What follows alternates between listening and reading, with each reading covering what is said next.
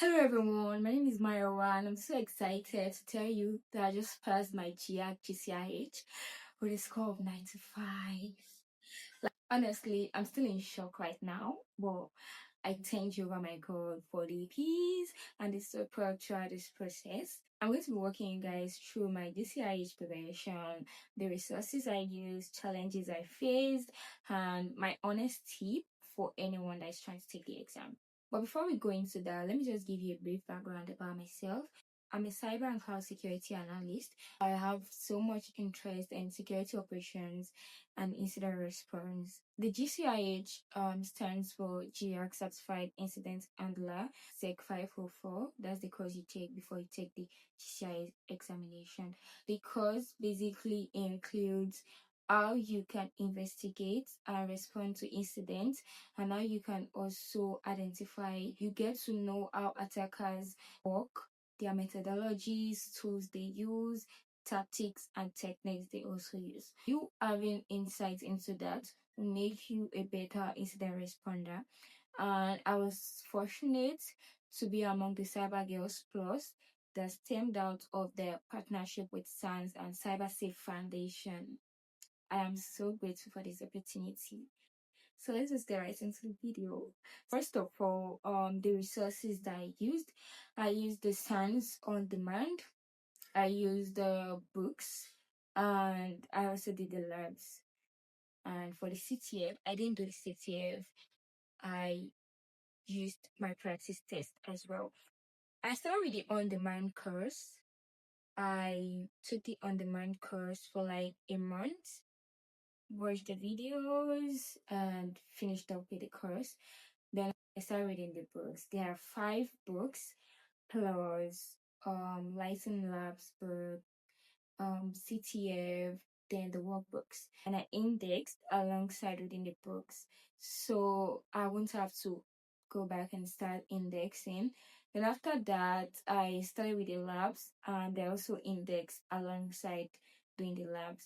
So basically, that's me refreshing my memory like 3 times, watching the videos, reading the books, then doing the labs just to solidify the knowledge. And that really helped me. That really helped me a lot. I'll just advise you read the books well and index. Like index very, very early. Index alongside reading the books. So it will make it easier for you when you're about to take your examination and you won't have to rush your index. If you get overwhelmed, there are audios that you can listen to while doing something and not just have your eyes onto the screen all the time. My index is pretty simple. Like I didn't use tabs, I didn't use colors, I didn't sort it alphabetically. I indexed book by book. My index, I have just 3 columns. I have the concepts, the page, and the description. It makes it easier for me to get what I'm looking for. So alongside my index, I used the mind map approach, whereby I know where each concept is in the book. Like I basically did that section by section in my mind. So it made it easier for me to like use my index. So yeah, that was the approach that is for my index. I'm going to show you a picture of how my index looks like. Very simple. And another tip I'll give you guys is index your lab. Like index your lab. You might not index the bonus part, but ensure you index your lab and ensure you take all your books to the test center.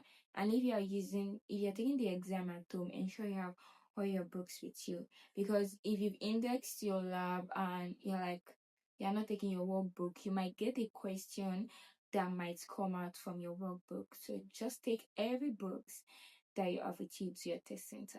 I took my exam at a test center, and I did that to boycott network issues, connectivity issues, or any other issues that might occur. And I also advise you get to the test center very early. I got to the test center 2 hours before my examination. That will give you the opportunity to calm down. So you go in refreshed. So advice, and if you get to your test center, there might be technical issues as well. So that will enable a faster resolution. So basically, just get your test center early and pray. So before you start your exam, ensure you pray and just believe in God. Don't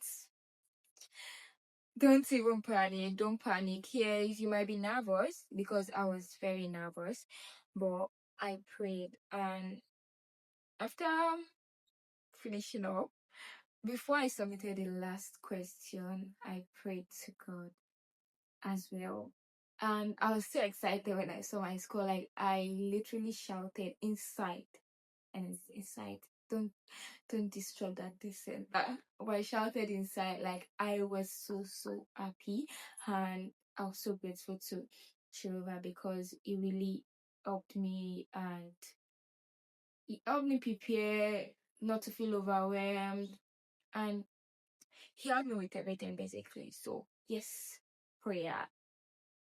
And when I finished my exam, like when I saw my score, I was happy, but that lasted for like, let's say, 5 seconds. After that, I felt relieved. Like, I was just so relieved because since I started the course, thinking about the exam every day, I just wanted to pass it, and I wanted to understand the concept at the same time. It was a lot, but yeah, I got support from a lot of people, and I'm so grateful, and from God as well. So yes, that was for the examination. Then let's move into tips that I'll give to a future GCIH candidate. I'll give you 4 tips. Yes, I'll give you 4 tips. The first one is to prepare your index early. You would do yourself a big favor if you prepare your index early, because if you are rushing your index, you would basically miss a lot of informations that are supposed to be in your index. So please, as you're reading your books, just just do your index, like just start your index with it. Basically, it's going to be overwhelming if you finish reading the book and then go back to start with the index. It's going to be overwhelming. My second tip is don't just memorize to pass the exam, but really understand the concept, because there are some questions that require critical thinking. So if you don't understand the concept, you might likely pick the wrong answer. And not even about the exam, but in real world, if you understand the concept, you'll be able to put it to use in your respective organization where you're working at. So, and that's the purpose of taking the GCIH certification. My third tip would be to take the practice test seriously. Honestly, don't waste your practice test by trying to take the practice test even before you complete the course. It would defeat the purpose of the practice test. So please ensure you are done with the course, you are done with the labs, then you can take your practice test. And that would judge effectively where you need to work on. And please take every question as if you've not seen it before, because questions might be twisted and you would feel like, oh, I've seen this before, but no, you've not seen it before. Finish up with your on demand, your labs, then you can take your practice test. And take both practice tests, please. But if you take the first one, I get like 99, then you might just take your exam the next day or that week. Last tip is to pray, rest, and trust your preparation. If you've put in the work, honestly, you've got nothing to worry about. Just pray and make sure you rest, and just trust Jehovah and trust your preparation as well. So don't panic when you get to the exam, or when you get to the test center. Just trust yourself and don't overthink it. And like I said earlier on, I don't know if I've mentioned this, but please stay calm while answering those questions. Take each question as if you've never seen it before. Please understand the question before you hit the submit button. That's my final tip for you guys. So that's my GCIH journey. I'm super grateful and honestly still so happy. I'll be sharing more about my cybersecurity journey, tips, certification preps, and other free resources that you can use to start a career in cybersecurity or any other tech career path. Till I see you guys next time. Bye.